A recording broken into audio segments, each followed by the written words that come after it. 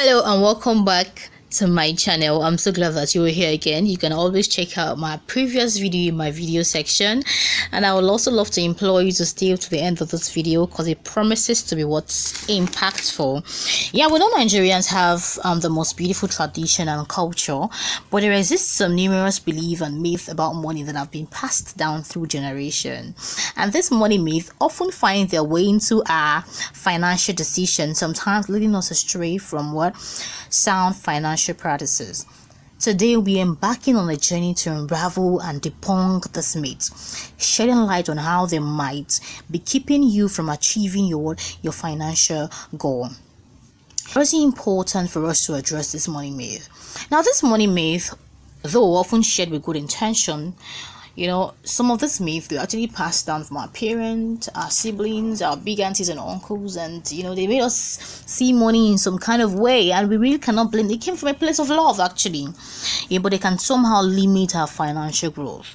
They can impede our financial growth. Believing in this myth can hinder you from exploring new opportunities for financial growth and prosperity. It can even lead to you missing opportunities that could have been so beneficial to you. It could encourage risky behavior.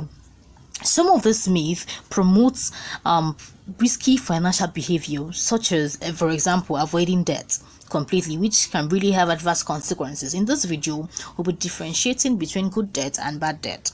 Yeah, we have two kinds of debt, and we'll be differentiating it in this video. That's the more reason you have to stick with me to the end of this video. Now, this myth undermines your financial confidence. Now, the misconception that's been carried by this myth can erode your financial confidence, now making you unwilling to take calculated risk or making informed financial decision.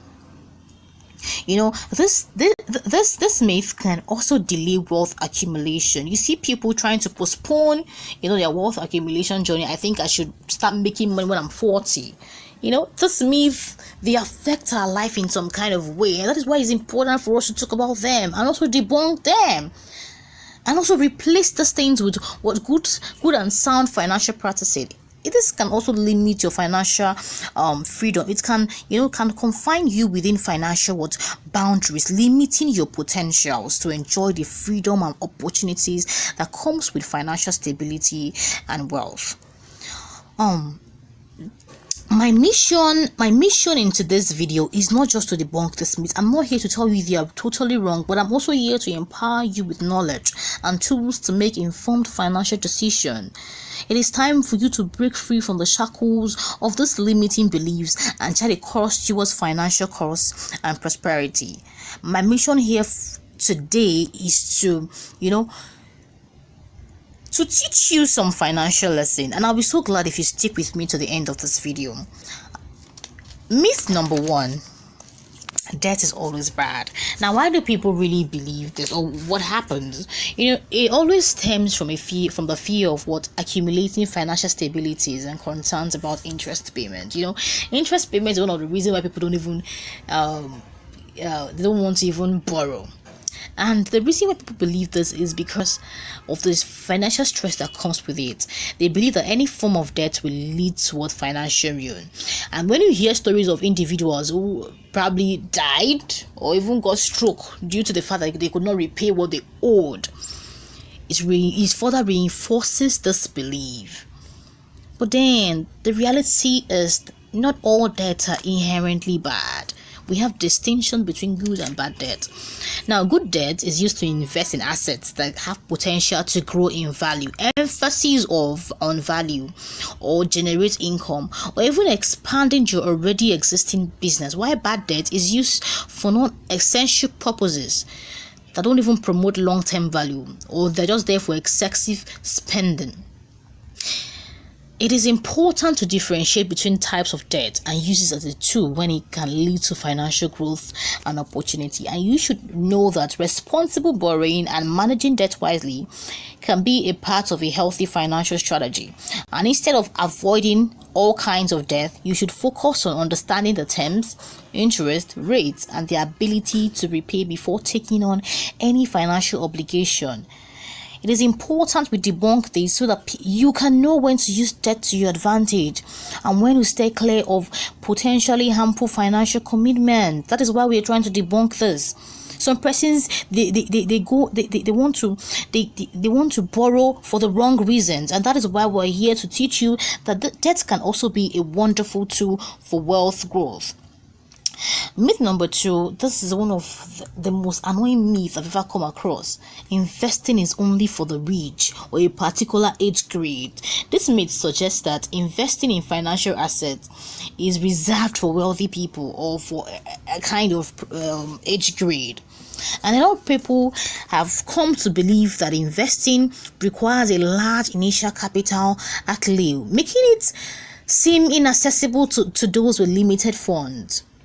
But seriously, I do not blame them, because some of the stories they've heard is that, oh, when you invest in this kind of thing, you might lose all your money, and then it stops you from exploring investment opportunities. But the reality is that investing can be accessible to people with various income levels and age, and it does not necessarily require a large sum of money to begin. All right, there are various investments suited to different budgets.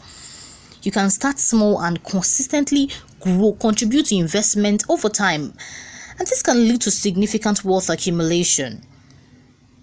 Now, I want you to draw, or the lesson I want you to get from this myth is investing is a key wealth building tool that can help individuals grow their money over the long term, and it's not just for the wealthy. Anybody can start investing, even with a modest amount, and gradually increase their investment portfolio. In fact, the best time to start investing is now, in your 20s. I'm sorry, but that's the truth. You can also diversify investment and conduct thorough research. Undergoing research is very, very good. You have to research. Sometimes you might invest wrongly. That is why you should conduct adequate research, and this can help mitigate risk associating with investing. It is important because I want you to start your investment journey today, so I need to debunk that fact. The myth number 3, this is very funny too. Spending big to get big. Now, this money myth suggests that to attract wealth or prosperity, one should spend extravagantly by using large denomination bills. Let me bring it down. It means that if you want to attract wealth, you have to spend a huge sum of money, and you don't have to spend 100 naira. You have to start spending from 1,000 naira. That is the highest Nigerian bill, right? 1,000 naira. You spend. You understand? Now, but I want to tell you something. How many persons spend 1,000 naira daily on things that don't make sense, and how much are they earning? People believe in this because by displaying financial abundance through spending, they can manifest greater wealth, and societal pressure and appearances can lead people to overspend, or use larger bills to project a certain image. And this goes to the fact that a lot of us confuse wealth for we confuse wealth for what we see. Because somebody is wearing the costliest doesn't make the person wealthy. It's a myth. Because you're spending big doesn't mean you're wealthy. No. But in reality, spending recklessly and using large bills does not attract wealth at all. Wealth accumulation is a process, and it's determined by smart financial planning, saving, investing, and budgeting wisely.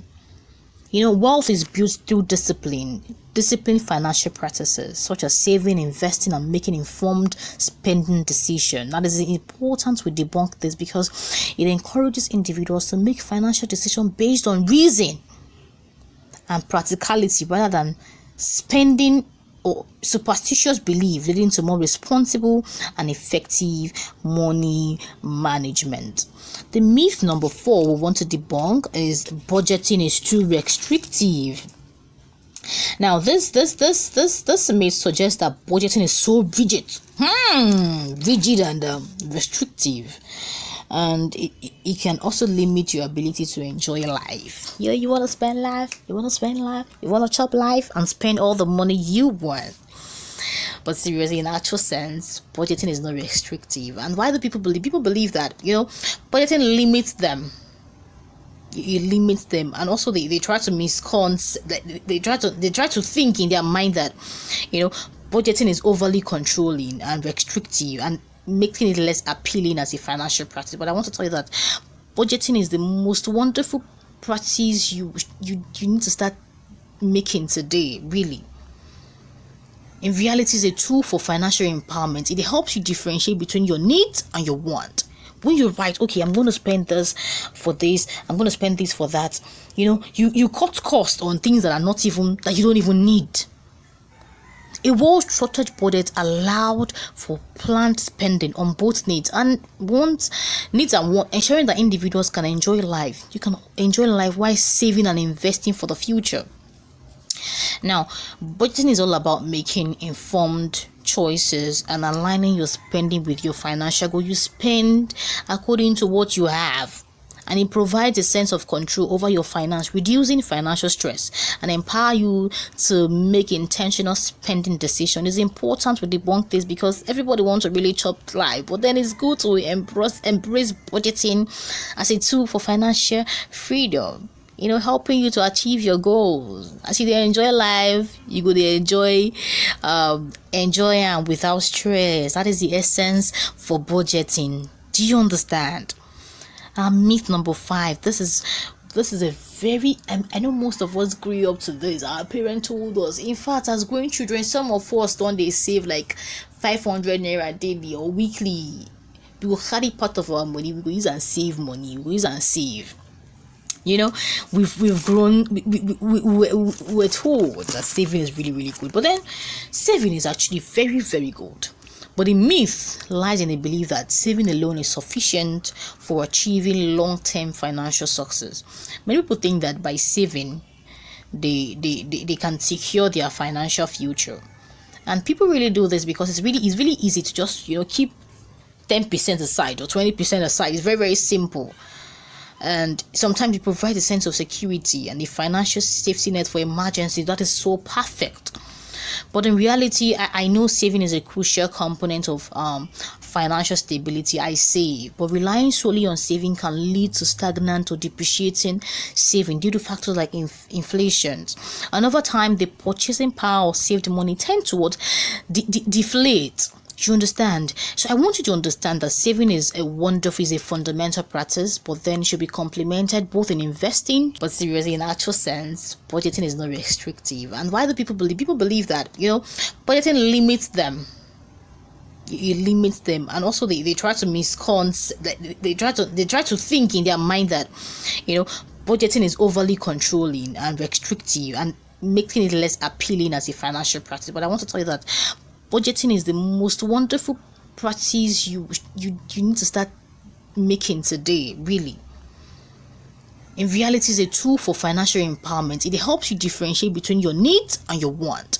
When you write, okay, I'm going to spend this for this, I'm going to spend this for that, you cut costs on things that you don't even need. A well-structured budget allowed for planned spending on both needs and wants. Grow that wealth. You need to grow that way. Learn to multiply your 5 naira to become 10 naira and increase your purchasing power. It is important we debunk this because it encourages people to go beyond saving and consider investing as a means to secure your financial future. Saving is good, but investing is often necessary for wealth building and financial success. Today, I want you to know that saving is actually good, and it's but you need to complement it with investment and the rest of that. Now I'm so glad you stayed to the end of this video. I am so happy that you stay till the end of this video. Now, if you found this video insightful, do not forget to hit the subscribe button. In our next video, we'll be learning how we can create a talking flyer. I know you don't want to miss that part. It promises to be practical and so interesting. Thank you for staying with me till the end of my video. I am so happy. You can check out my videos in my video sections. They are all things that would help your life. You can check out the story. You can learn from the ants. You can see some poverty habits that you need to cut off if you really want to grow. And the rest of that. They are all insightful, they are all impactful. Yeah, I'm giving you premium content. So thank you for staying. I love you. God bless you.